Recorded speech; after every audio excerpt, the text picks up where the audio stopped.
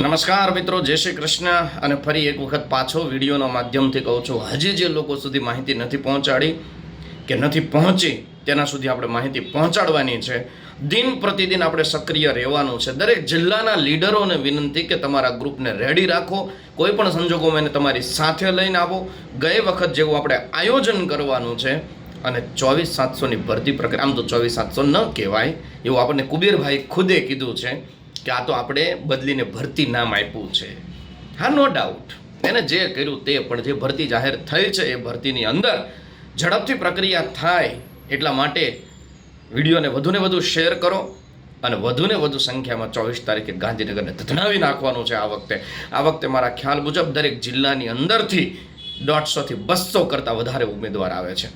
તમારો કયો જિલ્લો છે અને તમે કેટલા વ્યક્તિ સાથે આવો છો ને જરૂરથી કોમેન્ટમાં લખો. એ પ્રમાણે આપણે આયોજન કરીએ અને તમે ગ્રુપના લીડર બનો છો કે કેમ એ પણ જણાવી તમારો નંબર 100% આપજો, જેથી કરીને આપણે ફરી વખત એક ગ્રુપ લીડર નક્કી કરીને ફરીથી આપણે ગાંધીનગરની અંદર એ રીતનું આયોજન કરી શકીએ. અને ખાસ આજે વિડીયો એટલા માટે કે માનનીય શિક્ષણ મંત્રી શ્રી, આપનો મહિનો પૂરો થઈ ચૂક્યો છે. આપે કીધું હતું કે 1 મહિનાની અંદર સમગ્ર ભરતી પ્રક્રિયા પૂર્ણ કરી દેવામાં આવશે, પણ તમે તો હજી PML જાહેર નથી કર્યું. હજી તો FML આવે, PML આવે, ડોક્યુમેન્ટ વેરિફિકેશન આવે, સ્થળ પસંદગી આવે, પછી તમે ઓર્ડર આપો ને એવું બધું થાય, પણ હજુ આમાંનું કશું નથી થયું. GML આવીને મૂકી દીધું, પછી વચ્ચે સુધારાની ડેટ આવી હતી, બસ પૂરું થઈ ગયું, બાકી કશું થયું નથી. તમારો મહિનો આમનામ પૂર્ણ થઈ ગયો.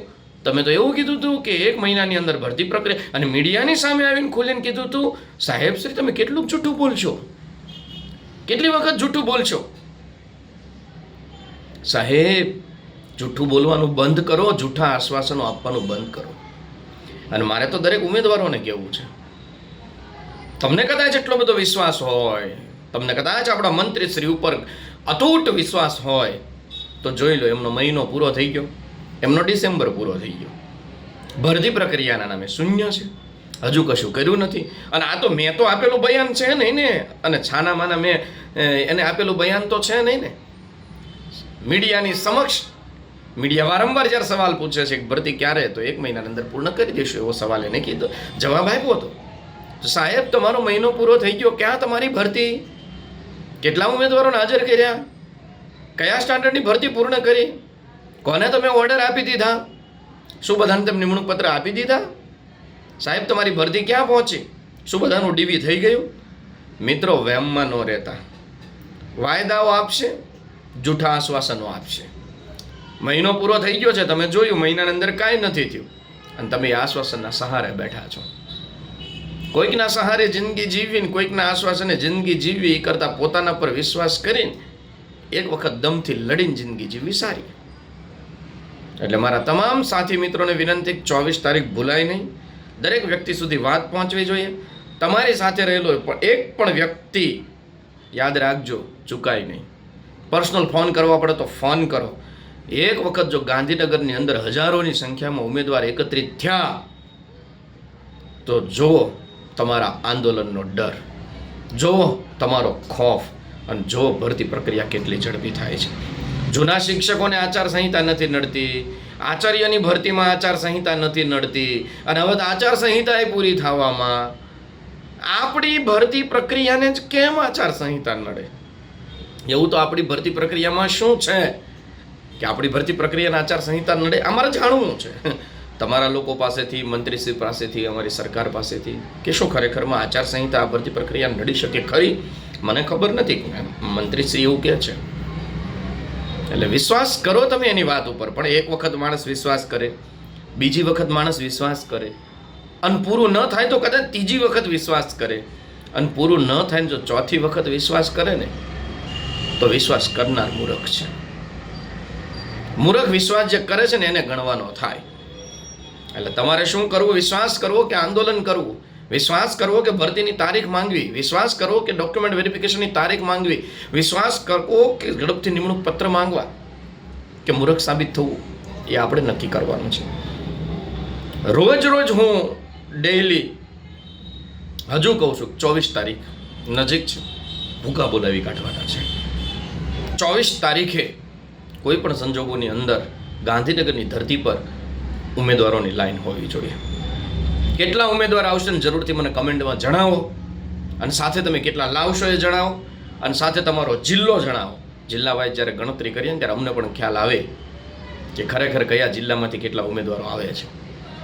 અને આજે તમે અને હું એકબીજાને મળીશું તો ભરતી પ્રક્રિયામાં પણ કામ લાગશું, છેલ્લે બદલીમાં પણ ક્યારેક કામ લાગશું, ક્યારેક એકબીજાનું કામ અટવાતું છે ને તો પણ કામ લાગશું. ખભેથી ખભો મિલાવીને ચાલજો, એકબીજાનો હાથ પકડીને ચાલજો, એકબીજાને સાથ સહકાર આપીને ચાલજો.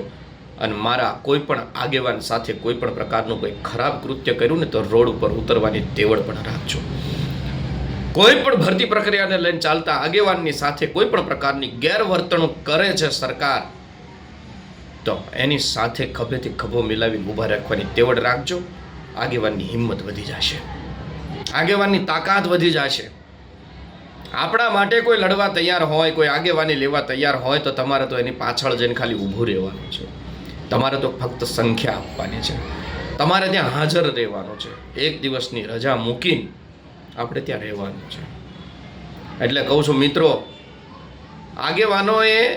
આગેવાની લેવાનો શોખ નથી. આગેવાનોને ઘણું બધું ભોગવવું પડે છે, ઘણું બધું સાંભળવું પડે છે, ઘણું બધું પ્રેશર આવે છે, ઘણા બધાનું સારું ખોટું ઉમેદવારોને સાંભળવું પડે છે.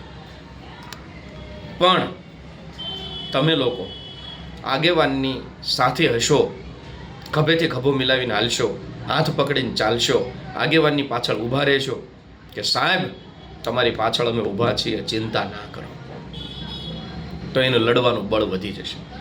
ગઈ વખતે હું સુરતથી ગાંધીનગર ટ્રેનમાં જતો હતો ત્યારે આપણા ઘણા બધા ઉમેદવારો મને મળ્યા, અને ઉમેદવારોની આપણા પ્રત્યેની લાગણી અને ભાવના ખરેખર ખૂબ સારી હતી. સાહેબ તમે કહો તો અમે આમ કરી નાખ્યું, સાહેબ તમે કહો તો અમે આમ કરી નાખીએ, અને સાહેબ અમે બેઠા છીએ, ખાલી તમે એક હાંકલ કરો સાહેબ, તમને કંઈ નહીં થવા દઈએ. અમારા ઉમેદવારોની બધાની ભાવના છે, લાગણી છે. સાહેબ તમે ખાલી એક વખત કયો કામ કરવાનું છે, અમે ભૂગા કાઢી નાખીએ નહીં. પણ આપણે બધા શાંતિમાં માનનારા છે, આપણે બધા અહિંસામાં માનનારા છીએ. બસ હાથથી હાથ સાથે મેળવીને સાથ આપો, સહકાર આપો. હજારોની સંખ્યાની અંદર આપણે ઉમેદવારો આપણી ભરતી પ્રક્રિયા ઝડપી બને તે માટે રજૂઆત કરીએ. એકદમ શાંતિપૂર્ણ આવેદન આપવાનું છે, આપણે ક્યાં બીજું કંઈ કરવું છે. તો ખાલી આવેદન આપવામાં તો હાજર રહ્યો. જો સંખ્યા હશે તો કોઈ તમને ગણશે, સંખ્યા નહીં હોય તો કોઈ ગણશે નહીં. અને તમને એમ હોય કે મારે તો નોકરી મળી જ જવાની છે, હા નો ડાઉટ તમને મળશે જ, પણ ક્યારે મળશે ને અનિશ્ચિતતાઓ છે. અને કદાચ 2 મહિના મોડી મળે ને તો એક વખત જે સરકારી નોકરી કરે છે ને, જે શિક્ષકમાં નોકરી કરે છે ને, એને પૂછજો તમને કેટલો ગેરફાયદો છે. અને પછી તમને એમ થશે કે ના, નોકરી તો સમયસર મળવી ખૂબ જરૂરી છે. માટે મિત્રો, 2 હાથ જોડીને વિનંતી છે, સાહેબના મહિના ઉપર મહિના પૂરા થતા જાય છે, વાયદા પર વાયદા પૂરા થતા જાય છે. 24 તારીખ ગાંધીનગર યાદ રહે. અને દરેક લોકો સુધી આ વિડીયો પહોંચાડો, અને દરેક લોકોને પર્સનલી ફોન કરીને જણાવો. જય હિન્દ, જય ભારત.